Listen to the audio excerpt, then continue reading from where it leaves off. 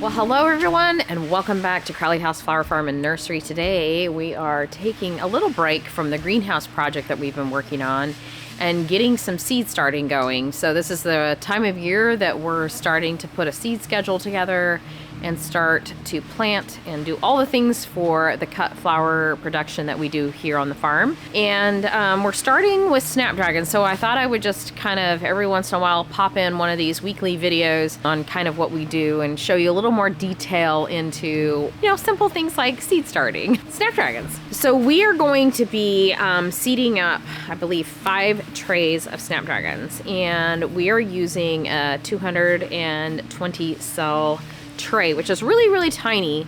We normally like to use a 72 or a 50 because snapdragons are so easy to grow, and we're going to bump them up into a larger cell tray or plant them out into the greenhouse. Then we can get away with doing a tray that takes less soil. We're going to get them started, we're going to get them covered, we're going to do all the things and then move them on to their new home. So if you're growing these for your garden, you want to actually start snapdragons about 6 to 8 weeks prior to putting them outside. And that would be just figuring out when your frost date is and then going backwards from there. There are different types of snapdragons. Some are what they classify as an F1, or the first ones that can be planted in, like, this is winter and we're going to be planting them in a greenhouse. So we can plant them fairly early, or we can plant them in late fall and they can be a cool flower, which can be grown on outside. One thing I learned the other day about snapdragons is that they are somewhat deer resistant. Now, I didn't have that great of luck last year. We actually seeded out, before they bloomed, all the snapdragons, and a deer came and ate them all up at the Orchard Heights house, all the seedlings. But apparently once they get blooms on, the deer don't like to eat them. They are edible for humans, so I'm not sure why that is. But they are technically classified as a deer resistant flower. Okay, so a few things about snapdragons. Snapdragons you want to definitely grow in a sunny location. They love the sun and they love the heat. They can tolerate that. They also like well-drained soil. That being said, I have grown them very well in clay soil. So they're pretty easy, very tolerable. If you're a new gardener, you can try your hand at growing them. They make you feel like you're a pro the first year. The other thing you need to do is when you're seeding them, they like light to germinate. So it's a lot of times, if you see them growing just out in a natural garden and then they come back every year, it's because they've self-seeded themselves in that area. Let the pods dry, they dry out, they crack, and then they scatter their seeds, and they're just right on the surface of the soil. And so that allows them to just germinate and come up beautifully. But we're going to mimic that here in these trays. I'm going to show you how we're going to do that. So I'm going to go through the varieties that we are going to be seeding today.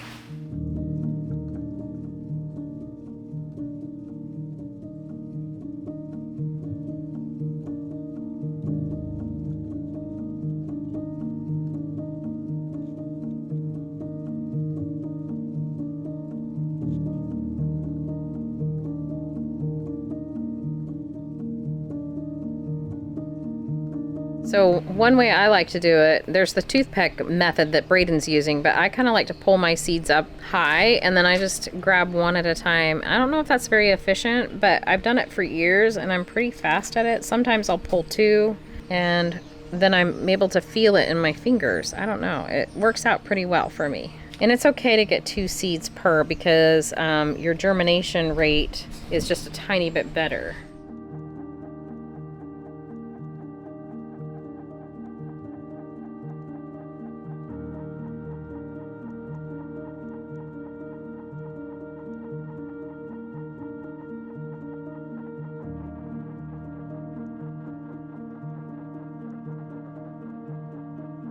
Okay, so we seeded about 1,500 seeds today, a little over. So we're gonna have a lot of snapdragons. Some of them we're gonna sell. I'm gonna pop them up and put them into 6-pack trays for folks at the nursery. So that's the reason we seeded so many. But we do love snapdragons, and we'll be growing some in the hoop house, and then some we're gonna, like I said, pot up and grow on. Okay, so here's the varieties we are growing. So all of the Snapdragons that we got are from Johnny's Seed. They are not a sponsor of this video, and they do not send us seeds for free. It's just that's who we like to go with, and part of the reason is they have a ton of information on the back and on their website on how to grow things. And so when you're a new gardener or even a seasoned gardener, it's nice just to have that reference to go to, and they do an amazing job with that. So we have Potomac Custom Mix. Now all of these are F1s that we're seeding today. Double Frap Light Pink, Potomac Ivory, another Potomac Custom Mix, Chantilly Light Salmon, a Potomac Early Sunrise Mix, or Sunrise Mix, Madame Butterfly Bronze, beautiful, you can just tell by the name. This is a Costa Mix, a Costa Apricot, one of my all-time favorites, Potomac Lavender. This one was pelleted, which was really nice. If you can get pelleted seeds, it's so much easier to see. And then we did a Costa Silver, which is really pretty as well. That's all we put together today. All right, so fingers crossed that we get some good germination. The heat mat is going. We set it to around 60 to 70. I'll probably turn it off during the day. Our greenhouse is reading up around 80 to 85 degrees today without the heater on. Obviously the heater's not hooked up yet, but without the heater on, it's just, it feels so good in here. But at night, it's supposed to get down to freezing tonight. So it'll be nice to have that heat mat on. We did just lightly mist the top. We're gonna probably come in twice a day and just really give a good mist to each surface so that they don't dry out. Under a heat mat, you can really get some drying on the bottom. So to kind of watch for that, it's really important to kind of check and make sure that you're going all the way through, that you're seeing water come all the way out, and that it's draining away so it's not just sitting in water. So anyways, those are all my tidbits for us. This is how we kind of grow Snapdragons. I hope you gleaned something, a little bit to take home, a little nugget that you can tuck away into your growing. And it's always fun to share different, ways of doing things. So we should see germination rate anywhere from 7 to 10 days from now. So because we don't have any vermiculite, Braden and I are gonna just cover them with like humidity domes. Humidity domes you wanna use only until you start seeing them germinate. Once they are germinated, you'll want to definitely take those germination domes off. It'll fry the plant. So we're gonna go ahead and pop those on. Okay, well, I'm in the kitchen making a complete mess of all the seeds. So this time of year, we tend to go through all of our seeds, take an inventory. We collected a lot of seeds probably in the late fall. I think it was September. Emma came out to the farm and helped me collect some seeds. So I'm kind of going through those, cleaning them up, and just seeing, making a list of everything that I have to order, because you'll find when you get as many seeds as I do, which I have hundreds and hundreds and hundreds, thousands probably, that I'm trying to do a better job of just using up what I have and then ordering fresh every couple of years. And I usually order in the fall. This year, for whatever reason, I just didn't. Partly because I have so many seeds and I really wanted to go through them, and we saved a ton of seeds. Now when you save seed, you have to kind of go through them and clean them up. And there's some different ways to do that. One is by getting a fan and kind of like filtering it through, and it blows all the chaff away from the seed, and because the seed's heavy, it's going to fall straight down, and that's a really good way to do it as well. I'm also sorting them into like piles of things that I actually need to seed right away, which is January, and then things that need to be February, March, kind of doing clumps like that, so that I can just grab the pack and go and seed and not have to think it through too much. Keith is going to help me do a seed schedule and where everything's going to go, because sometimes what happens when you're growing this much, you plant everything and then you don't have space for it. So thankfully, with the new nursery, we will be able to take anything extra that we have that we can't put out into the fields and sell them on to folks like you. So that'll be kind of fun. Anyways, I'm just going to show you my seed starting mess. So the other thing I'm doing is just taking my little containers. This is Gumfrina, and they've just from over the years, they've kind of worn out as far as you can't really see them.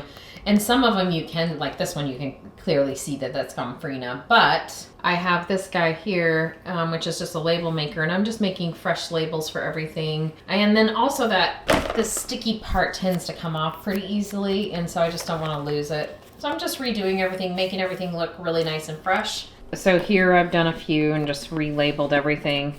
These are the main ones that we have. We pulled a ton of celosia off the farm, so that one's really stuffed. And then we have some empty ones that I just have to sort through and kind of put things in like ones. But this one definitely, it says scabiosa on it. You can't even tell, but I'm gonna make a new label for that. So we just labeled all of these. These are the ones we collected. There's more of them, but feverfew. We did a Sweet William. This is the purple variety. Another Sweet William, that's a pink. Another Scabiosa, this is white Pharma. This one comes back every year, and then we did the blue Pharma. And then we have feverfew, which I've collected. I think this is actually a mix, but I'm not totally for sure. We'll be seeding up a lot of these very, very soon.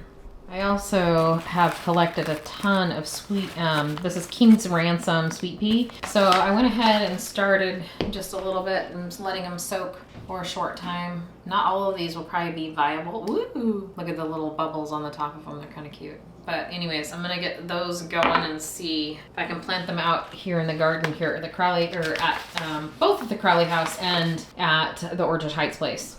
One of the seeds I collected was a columbine, and they're super easy and they grow really well here. So they come back every year. The one I collected was Rose Star. It's a really pretty pink color. I pulled it up for you guys to see. So it's one of those really easy flowers to grow, and the pollinators love it. Hummingbirds go around them, butterflies, all the bees, everything just absolutely loves them. They bloom from spring through summer, and I find they make an excellent cut flower. So we cut them back. We grow a mass amount of them. You can seed them in the fall, and you can also seed them in the spring. I found by collecting my own seeds and then saving them and then planting them out, some in the fall and some in the spring, work actually really, really well and just make you feel like such a pro at being a gardener. So it's one that you can really, just if you're new at collecting seeds or doing anything like that, it's one to grow for sure. So this is all dried. We hung it upside down in the bag, and each one of these has like little seeds, or did have little seeds. So now it's broken out, and you can kind of see there's still some in there. It's nicely dried, and then most all of them have fallen out. I was just double checking to make sure. Yeah, you don't hear it rattling as much, but down inside this bag, you can see little pieces of it. There's tons and tons of seed in here. So now I just have to filter through all the garbage and then get to all the seeds.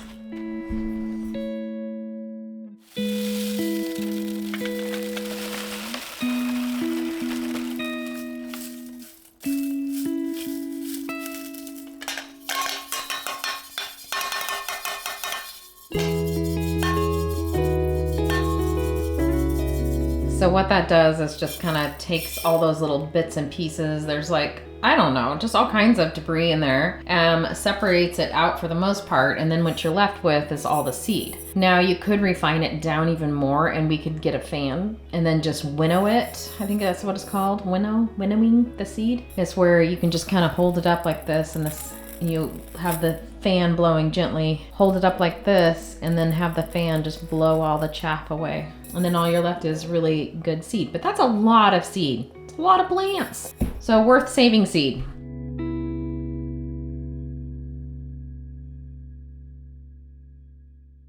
So it's been about a week, and we are starting to see little baby starts come along. Just little itty bitty ones. But each one of these trays are full of little starts, which makes me really happy. Just barely coming along. So once more germinate, we're gonna pop these off the top. These are domes on the top, and we're gonna take them off the heat mat. And we'll just grow them on from there, just on our light. We have these light racks that we'll put them on. And then once they're big enough, we'll pop them out of there and stick them in the ground. Well, that is it for this week's video. I hope you enjoyed all about planting, or how we plant snapdragons. Until next time, much success in all you do and grow. We'll be seeing you shortly back here at Crowley House Flower Farm and Nursery very soon. Bye-bye, guys.